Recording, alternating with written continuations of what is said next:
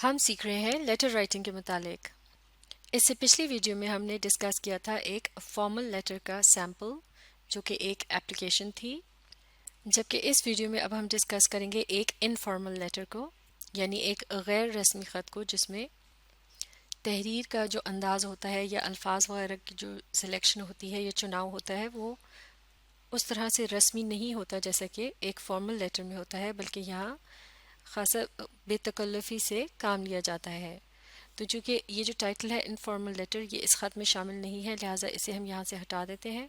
और अब देखते हैं कि इनफॉर्मल लेटर का फॉर्मेट किस तरह से होता है। जैसा कि हम पिछली वीडियो में भी डिस्कस कर चुके हैं, दाएं जानिब को सबसे ऊपर लिखा जाता है भेजने वाले का एड्रेस, यानी फ्रॉम, या फिर ये किसकी तरफ से भेजा गया है, और जबकि बाएं जानिब को इससे ज़रा नीचे लिखा जाता है उस शख्स का एड्रेस जिसको ये ख़त भेजा जा रहा हो।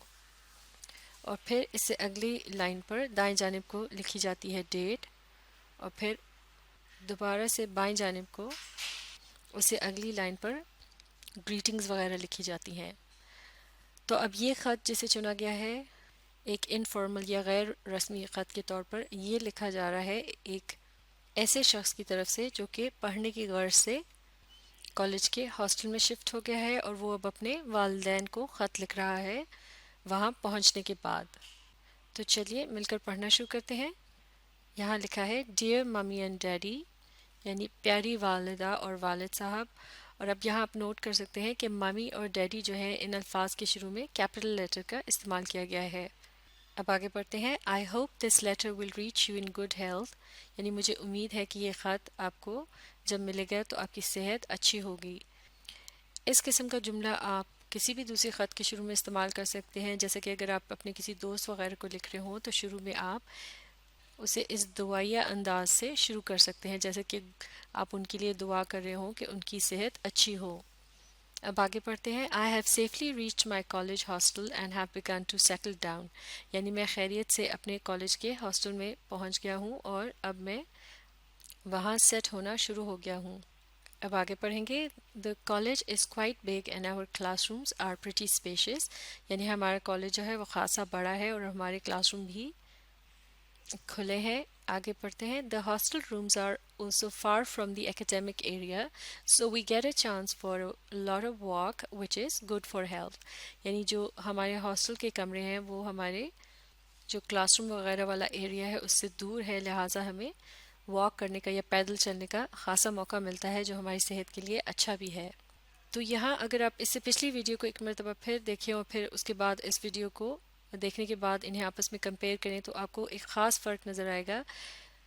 और सबसे अहम फ़र्क यह है कि यहाँ ज़ाती नौयत की बातें आपस में जो है वो एक्सचेंज की जा रही हैं या बताई जा रही हैं, जो कि इस तरह से एक फॉर्मल लेटर में नहीं किया जाता, क्योंकि उसका मकसद कुछ और होता है। वो एक किस्म की अर्ज़ी होती है जिसमें आप किसी प्रॉब्लम के मुतालिक दरख्वास्त या शिकायत वगैरह कर रहे होते हैं, तो आप सिर्फ उसी के मुतालिक बात करते हैं और अपनी कोई ज़ाती जो है मामलात उनका जिक्र नहीं करते। जबकि एक जो इनफॉर्मल लेटर होता है इसमें आप डिपेंड करता है कि किसको लिख रहे हैं, अपने किसी दोस्त वगैरह को या वालिदैन को या फिर अपनी फैमिली के किसी दूसरे फ़र्द को, तो उसी लिहाज से आप उनसे जितने बेतकल्लुफ़ हों तो आप उसी अंदाज में ख़त के अंदर उनसे गुफ्तगू करते हैं। अब आगे बढ़ते हैं। चूँकि अब एक अलग बात हो रही है लिहाजा इसे अलग पैराग्राफ में शुरू किया गया है। I have made some new friends, यानी इससे पिछला जो पैराग्राफ था उसमें बात हो रही थी कॉलेज की बिल्डिंग वगैरह और क्लासरूम से मुतालिक, लेकिन अब बात हो रही है दोस्तों और टीचर्स के मुतालिक, लिहाजा इस नई बात को नए पैराग्राफ में शुरू किया गया है। तो चलिए इसे मिलकर पढ़ते हैं। I have made some new friends, यानी मैंने कुछ नए दोस्त बनाए हैं। They seem to be quite helpful and cooperative, और वो खासे मददगार मालूम होते हैं और वो मेरे साथ खासा ताउन भी करते हैं। आगे पढ़ेंगे। The teachers are highly professional and also very particular about discipline, यानी जो टीचर्स हैं यहाँ के वो बहुत ही काबिल हैं और वो उसूल व ज़वाबित का बहुत ज़्यादा ख़याल रखते हैं।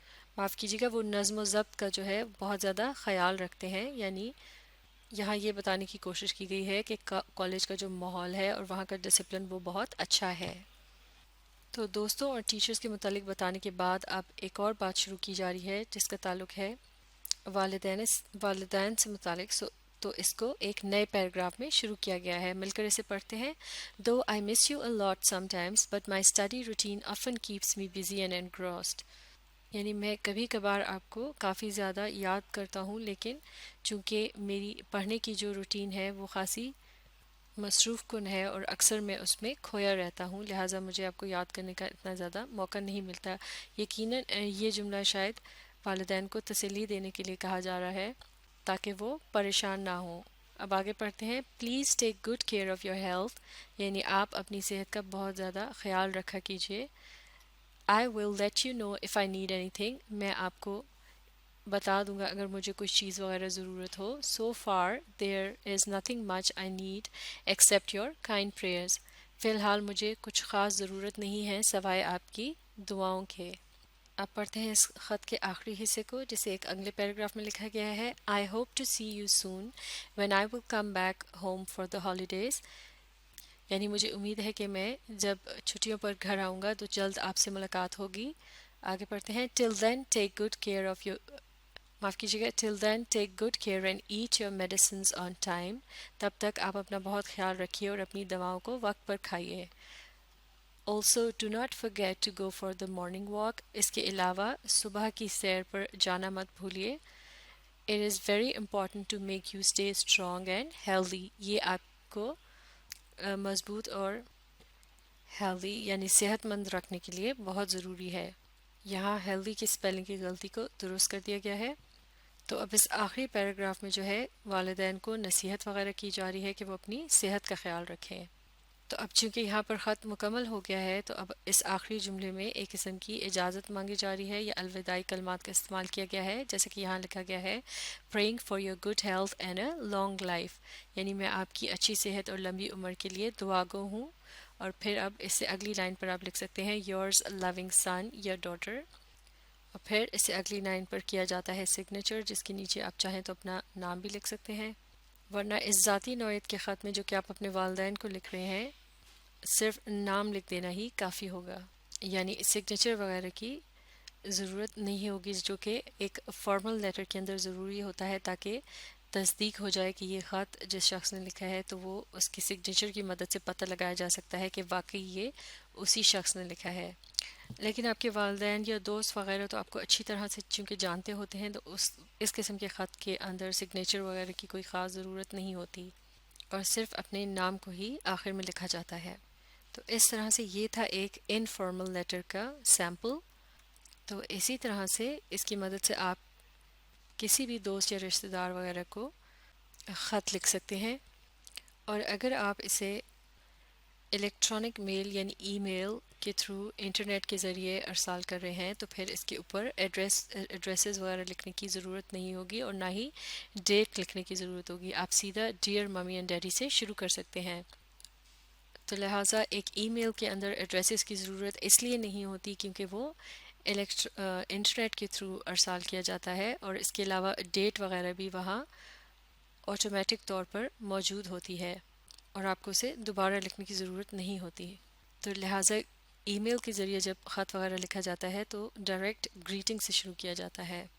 اسی طرح سے ای میل کے آخر میں ہینڈ ریٹن سگنیچر وغیرہ کی کیونکہ گنجائش نہیں ہوتی جیسے کہ وہ ایک الیکٹرانک خط ہوتا ہے، لیکن بعض اوقات لوگ اپنی سگنیچر کی امیج کو وہاں پر استعمال کرتے ہیں. تو اگر آپ بھی ایسا کر رہے ہیں کہ اپنے سگنیچر کا امیج وہاں پیسٹ کر رہے ہیں، یوز کر رہے ہیں یا استعمال کر رہے ہیں، تو پھر اس کے نیچے آپ اپنے نام کو واضح طور پر بھی الگ سے لکھیں گے کیونکہ اکثر اوقات سگنیچر آسانی سے سمجھ نہیں آتے، خاص طور سے ایک فارمل جو لیٹر ہے اس کے آخر میں آپ کو اپنے نام کو واضح طور پر سب سے نیچے لکھنا ہوتا ہے. تو اب آپ اس ویڈیو کو ریپلے کیجئے اور اس کے ساتھ ساتھ پڑھنے، سمجھنے اور خط کو لکھ کر پریکٹس کرنے کی کوشش جاری رکھیے.